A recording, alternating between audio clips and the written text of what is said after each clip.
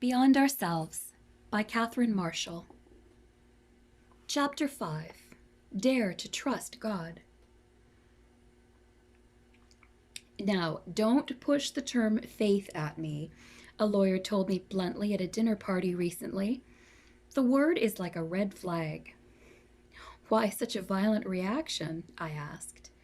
Well, because I object to the way Christianity uses faith as a theological gimmick to duck all rational problems.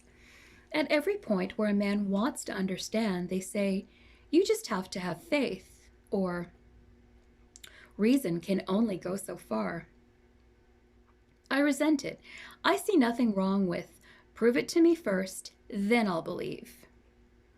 As we talked, I realized that it had never occurred to this intelligent, well-educated man that in his everyday life he often follows the reverse order. Belief and acceptance first, then action. Every day he lives, he acts on faith many times, with little proof or none at all, and he does not feel that he is being impractical. He demonstrates an act of faith each time he boards a plane. He believes that it will take him to his destination, but he has no proof of it. He entrusts life itself to several unknown mechanics who have serviced the plane, as well as to a pilot about whom he knows nothing.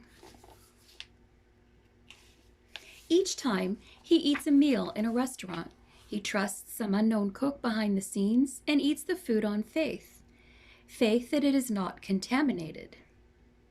He enters a hospital for an operation and signs a release giving permission for surgery. This is an act of faith in an anesthetist whose name he may not even know, and a surgeon who holds in his hands the power of life or death.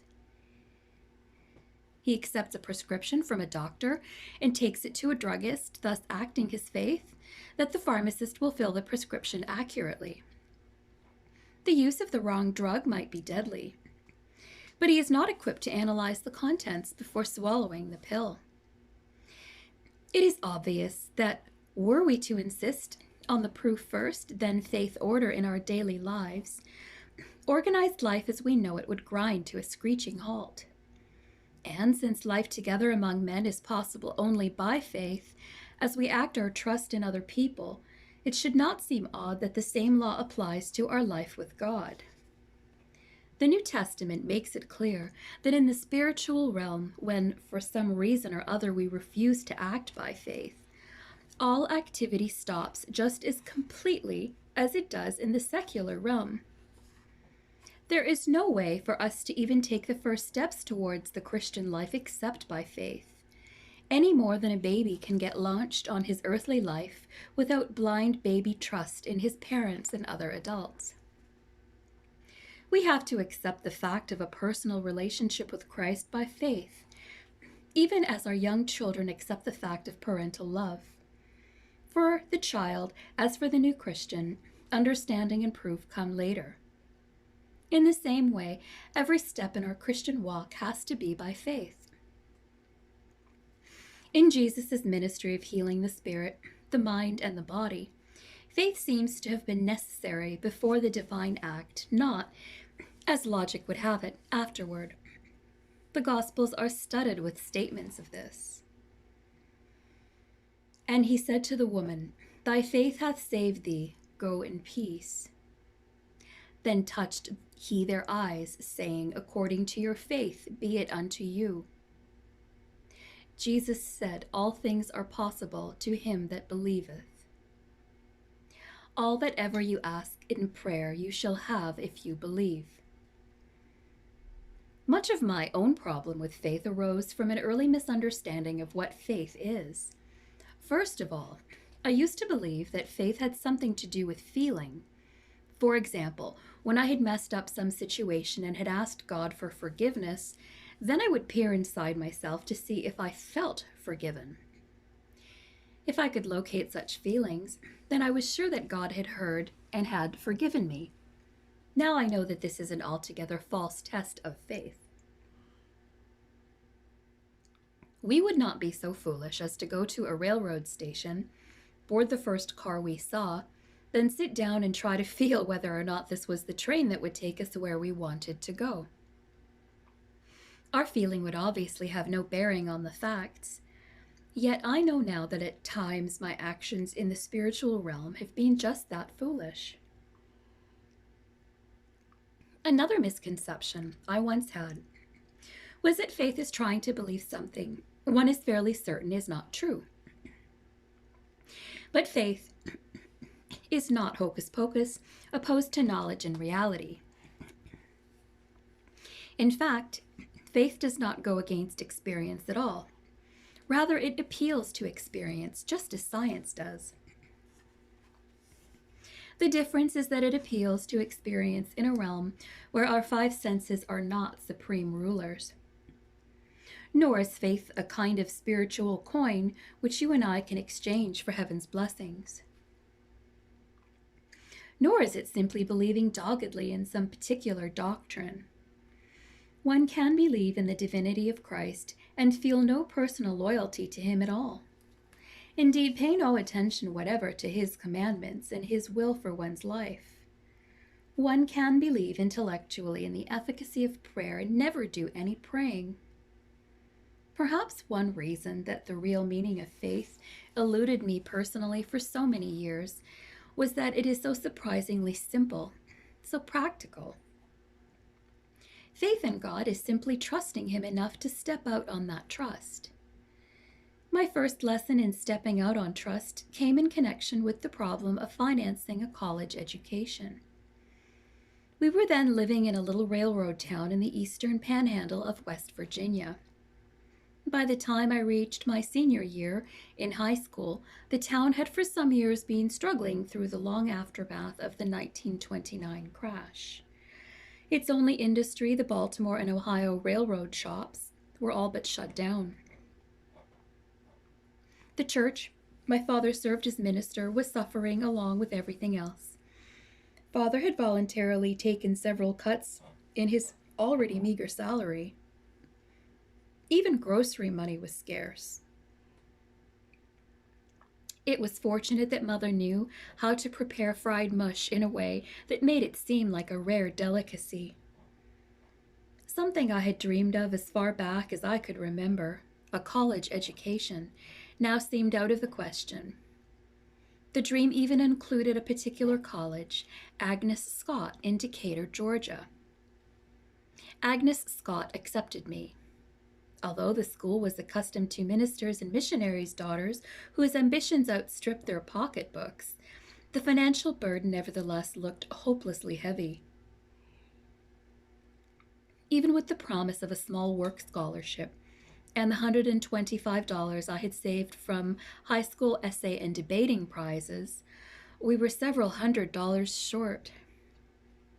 It was frightening to see that my parents were helpless in this situation. It was in their faces, in their voices.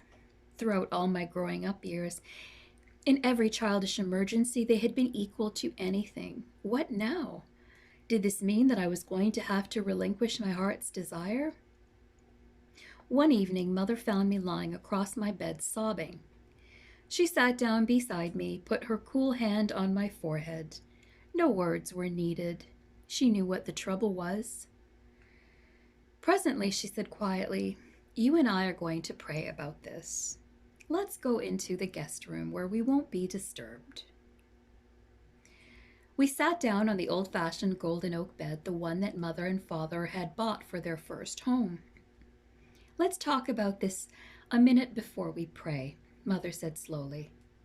"I believe that it is God's will for you to go to college, or else he would not have given you the mental equipment.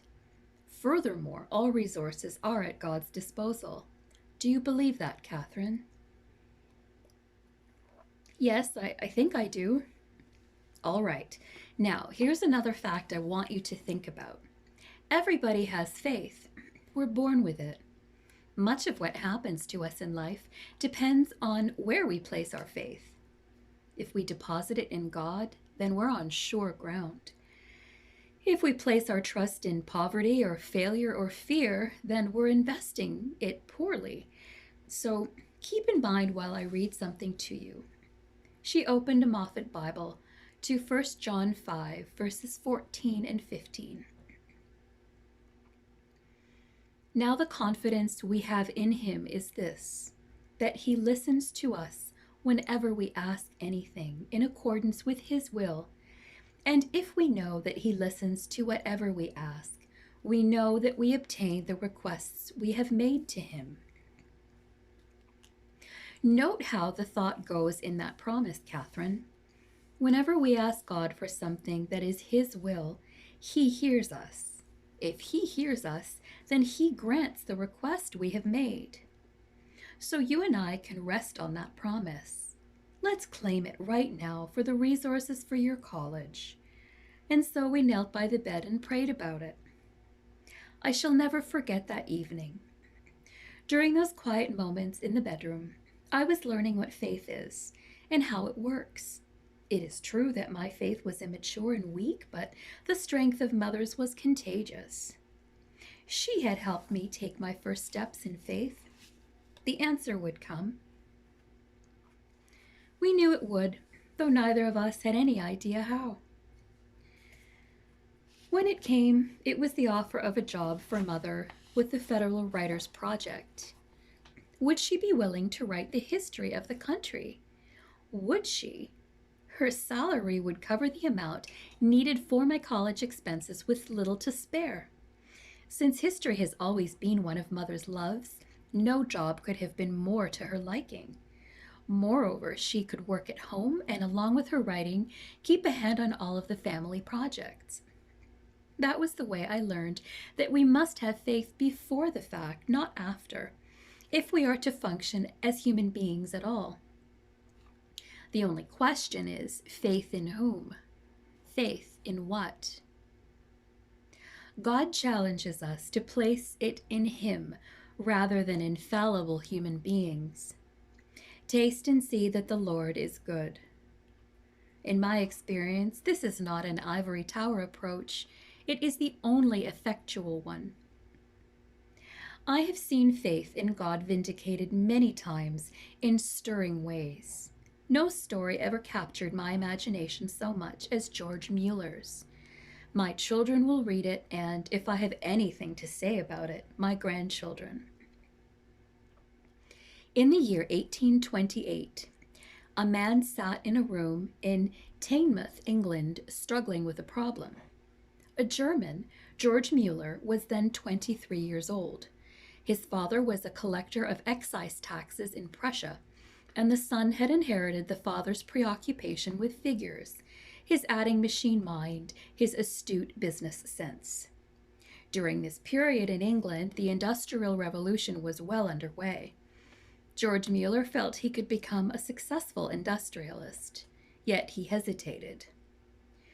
Only 3 years out of the university at Halle, George had been mostly preoccupied with taverns, women, cards, and occasional study.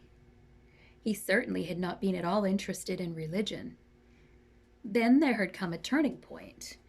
It had come through Mueller's unexpected discovery one night at a friend's party that he could have fun in a Christian group.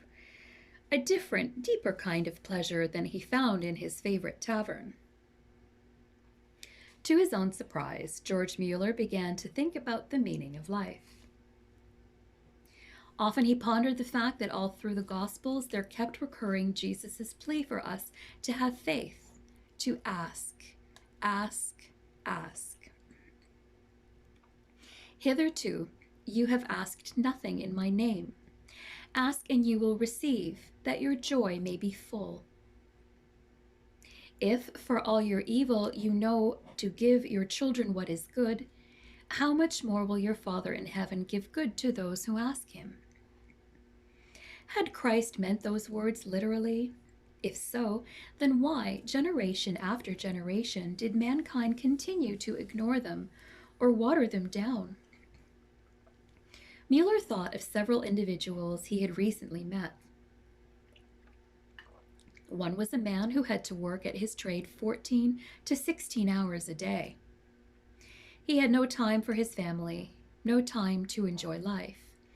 Concerned, Mueller had spoken to him only a week before. Henry, you simply have to work less. Your family needs something more of you than your pay. Your body is suffering and your soul is starving. But the reply had been, but if I work less, I won't earn enough for the support of my family. When Mueller had quoted him the promise, "Seek ye first the kingdom of God and his righteousness, and all these things shall be added unto you," Henry had said with a wry grimace, "I wish I could believe that applies to my situation, George. I guess I just need more faith." Mueller now sat, chin in hand, staring out the second-story window over the chimney pots of the town to the sea in the distance, foaming and curling at the base of the red cliffs of Parson Rock. But he was not seeing the beauty of a sunset on Teignmouth's coast now.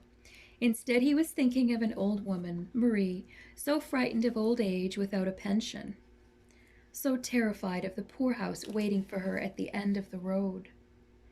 Where was her faith in God's ability to take care of her? And then he was thinking of Lawrence, a man now in his early 30s and in a business he hated. But he dared not switch to where his heart was, medicine. How would I take care of my family while I complete my studies? He too had merely shrugged when Mueller had mentioned faith in God as the solution. So what could he, George Mueller, do about it? How could he define this matter of faith and prove to these people that Jesus had meant it when he bade us ask? At that moment he saw out the window two ragged little girls on the cobblestone walk. He had seen them before. Their father was a merchant seaman whose ship had been lost last year off Desolation Island in the Magellan Straits. 2 weeks ago their mother had died of tuberculosis. Mueller recalled the pathetic funeral, the raw pine casket, the lost look on the faces of the children. He knew that the 11 and 13-year-old girls were trying to take care of 3 younger children. And these were not the only destitute children in the town either. There seemed to be no institutions for needy children in England. He wondered why not.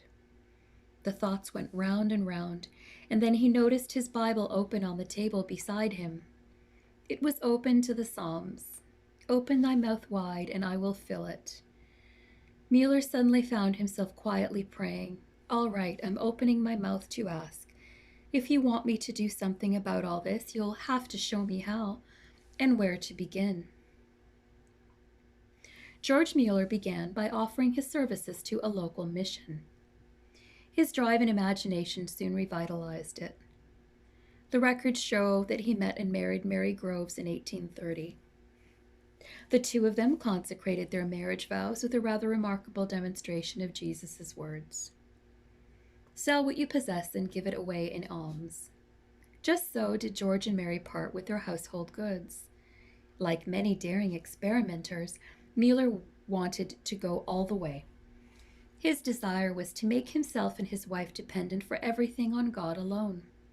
Their motive was sincere, above all suspicion. At the time, he and his wife kept the act of giving away their possessions a secret from all who knew them. The next step was even more daring. Mueller refused all regular salary from the people of the small mission he had been serving. He and his wife would henceforth tell their needs to God alone in prayer. Theirs would be a test case for the world to see.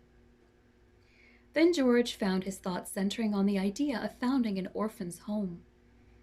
It would not be just a place to care for a few homeless children, but a vast institution, built and operated on faith. He would make it, too, a pure example of trust in God. On April 21st, 1836, the first orphan home was dedicated in a rented building. Within a matter of days, there were 43 children to be cared for. Mueller and his co-workers decided that the controlled experiment would be set up along these lines. 1. No funds would ever be solicited. No facts or figures concerning needs were to be revealed by the workers in the orphanage to anyone except to God in prayer. 2. No debts would ever be incurred. The burden of experiment would therefore be on local shopkeepers or suppliers. 3. No money contributed for a specific purpose could ever be used for any other purpose. 4. All accounts would be audited annually by professional auditors. 5. No ego pandering by publication of donors' names with the amount of their gifts. Each donor would be thanked privately. 6. No names of prominent or titled persons would be sought for the board or to advertise the institution. 7. The success of the institution would be measured not by the numbers served or by the amounts of money taken in, but by God's blessing on the work, which Mueller expected to be in proportion to the time spent in prayer. When the first building was opened, George Mueller and his associates stuck to their principles, spending time in prayer that ordinarily would have gone to fundraising. An unbelieving public was amazed when a second building was opened 6 months after the first. Mueller concentrated on prayer and the money kept coming in. Eventually, there were 5 new buildings with 110 helpers taking care of 2,050 orphans. Before opening his first orphanage, Mueller had said that he would consider the experiment a failure if ever the orphans had to go for a single day without food. They never did. Nor were these children taken care of in minimal fashion. Part of George Mueller's conviction was that God not only provides, but that he provides bountifully. For their time, his orphanage buildings were constructed with remarkable details. Built-in cupboards with a large pigeonhole for each child's clothes. Sunny playrooms with shelves and cupboards for the toys that were not yet there. Each child must always have not 1 but 3 pairs of shoes. Each boy 3 suits, each girl 5 dresses. There must always be white tablecloths for the evening meal and flowers whenever possible. Behind the scenes were the latest labor-saving devices available, one of the first American washing machines in England, and an early type of centrifugal dryer. After each year's audit, a detailed report was made public showing how the Lord had provided for that year. Soon it became apparent that all around the world, people were watching this experiment with fascination. Businessmen were particularly interested. One executive traveled a considerable distance for an interview with Mueller. His firm was threatened with bankruptcy. In his methodical manner, Mueller wrote out for his visitor a prescription of 5 parts. Advice as applicable today as it was then. 1. Each day, you and your wife are to spread your business difficulties before the Lord. 2. You are then to watch for answers to prayer and expect them. 3. Absolute honesty is necessary and avoid all business trickeries. 4. Beginning immediately, a certain portion of your income must be given to God. 5. Keep a record month by month how the Lord is dealing with you and what's happening. The man did keep a record. In fact, he sent a monthly report to Mueller, and in his journal, Mueller recorded that during the first year, the man's business came out of the red and up some 3,000 pounds over the previous year. For as long as George Mueller recorded the figures, the businessman's profits continued to mount. The results of this amazing orphanage experiment have been published in detail in the 4 volumes of George Mueller's journals. For more than 60 years, he recorded every specific prayer request and the result. His mathematical mind kept meticulous books on every penny received and all money expended. So great did public interest in the orphanage become that when Mueller was 70, he felt that the time had come to tell the story himself. So over a number of years, he traveled 200,000 miles, lecturing in 42 countries. For hundreds of thousands of people, he became a living demonstration of the fact that faith is nothing more or less than believing God, not just intellectually, but actually. Faith is only worthy of the name when it erupts into action.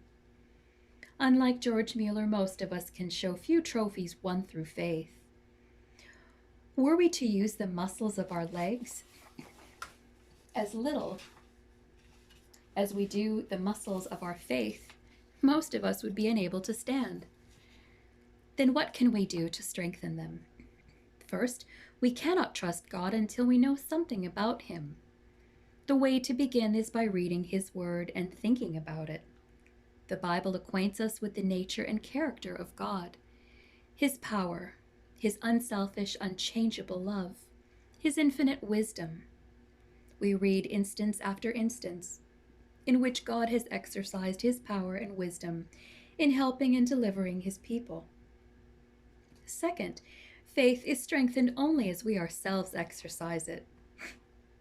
We have to apply it to our problems: poverty, bodily ills, bereavement, job struggles, tangled human relationships. Third, faith has to be in the present tense. Now, a vague prospect that what we want will transpire in the future is not faith but hope. Fourth, absolute honesty is necessary. We cannot have faith and a guilty conscience at the same time. Every time faith will fade away. Fifth, the strengthening of faith comes through staying with it in the hour of trial. We should not shrink from tests of our faith. Only when we are depending on God alone are we in a position to see God's help and deliverance, and thus have our faith strengthened for the next time. This means that we must let Him do the work. Almost always it takes longer than we think it should. When we grow impatient and try a deliverance of our own, through friends or circumstances, we are taking God's work out of His hands. George Mueller was faithfully reflecting the New Testament in his blunt, realistic insistence in depending on God alone. The Epistle of James declared that faith, unless it has deeds, is dead in itself. And John added more bluntly still, he who did not believe in God has made God a liar. Believe what? Believe the consistent testimony in Scripture of the unfailing love and goodwill of our God, of His ability to help us, and His willingness, indeed eagerness, to do so. The adventure of living has not really begun until we begin to stand on our faith legs and claim for ourselves, for our homes, for the rearing of our children, for our health, for our business affairs, and for our world, the resources of our God.